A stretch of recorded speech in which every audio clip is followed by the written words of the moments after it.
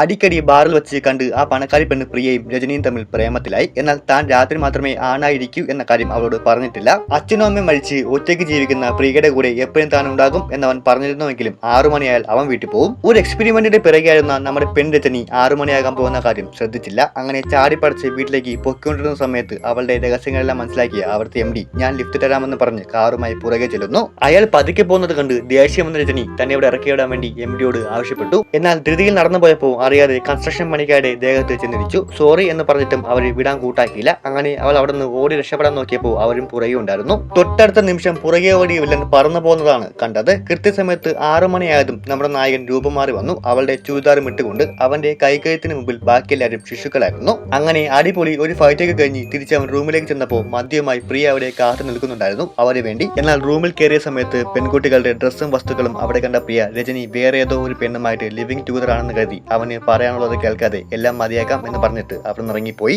ഈ കാരണം എനിക്കെന്റെ പ്രിയയെ നഷ്ടപ്പെട്ടു എന്ന വിവരം അവൻ വോയിച്ചിട്ട് പെൺ രജനിയെ അറിയിച്ചു. അങ്ങനെ അവൻ പറയുന്ന കാര്യങ്ങളെല്ലാം കേട്ടിട്ട് ഞാൻ കുറച്ചുകൂടി ശ്രദ്ധിക്കണമായിരുന്നു എന്ന തോന്നൽ വന്ന രജനി പ്രിയയെ എങ്ങനെയെങ്കിലും പറഞ്ഞു മനസ്സിലാക്കാൻ തീരുമാനിച്ചു. അതിനുവേണ്ടി പ്രിയ വർക്ക് ചെയ്യുന്ന ഓഫീസിലേക്ക് രജനി പോയി. എന്നിട്ട് കാര്യങ്ങളൊക്കെ പറയാൻ ശ്രമിച്ചപ്പോൾ അവൾക്ക് മനസ്സിലായത് ആൺ രജനിയുടെ കൂടെ ലിവിംഗ് ട്യൂതറിലുള്ളത് ഇവളാണെന്നാണ്. അങ്ങനെ അവന് വന്ന അവസ്ഥ എനിക്ക് വന്നുകൂടാ എന്ന് കരുതി രജനി അവളുടെ കാമോനോട് എല്ലാ സത്യങ്ങളും തുറന്നു പറഞ്ഞു. എന്നിട്ട് കൂടുതൽ വിശ്വാസം വരാൻ വേണ്ടി അവനുമായി സെക്സിൽ ഏർപ്പെട്ടു. പരിപാടിയൊക്കെ കഴിഞ്ഞ് ഹാപ്പി ആയിട്ടിരുന്നപ്പോൾ പെട്ടെന്ന് അവൾക്കൊരു വയറ്റുവേദന വന്നു. ബെഡിൽ നോക്കിയപ്പോൾ അവിടെ മൊത്തം രക്തം. അങ്ങനെ ടോയ്ലറ്റിൽ പോയിട്ട് വന്നപ്പോഴാണ് തനിക്ക് ആദ്യമായിട്ട് പീരീഡ്സ് വന്നതാണ് നേരത്തെ കണ്ടതെന്ന കാര്യം അവൾക്ക് മനസ്സിലായത്. ഇതൊന്നും മനസ്സിലാവാതെ ഒരു പൊട്ടനെ പോലെ ഇരുന്ന കിരണോട് തന്റെ ബോഡിയിൽ എന്തൊക്കെയാണ് സംഭവിക്കുന്നത് എന്ന കാര്യം ഒരു വീഡിയോ രൂപത്തിൽ അവൾ പറഞ്ഞു കൊടുത്തു. ക്ഷീണം കാരണം നേരത്തെ കിടന്നുറങ്ങിയ അവൾ രാജു എന്ന ആൺ രജനിയുടെ സുഹൃത്ത് വിളിച്ചപ്പോഴാണ് എണീക്കുന്നത്. നീ എങ്ങനെയാ ഫോൺ എടുത്തത്? 6 മണിയായല്ലോ, അവൻ എവിടെ എന്ന് ചോദിച്ചപ്പോഴാണ് 6 മണിയായിട്ടും താൻ എന്തുകൊണ്ട് രൂപം മാറിയില്ല എന്ന ചിന്ത അവൾക്ക് വന്നത്. കിരണുമായി സെക്സിൽ ഏർപ്പെട്ടപ്പോൾ എല്ലാം മാറി മറിഞ്ഞു.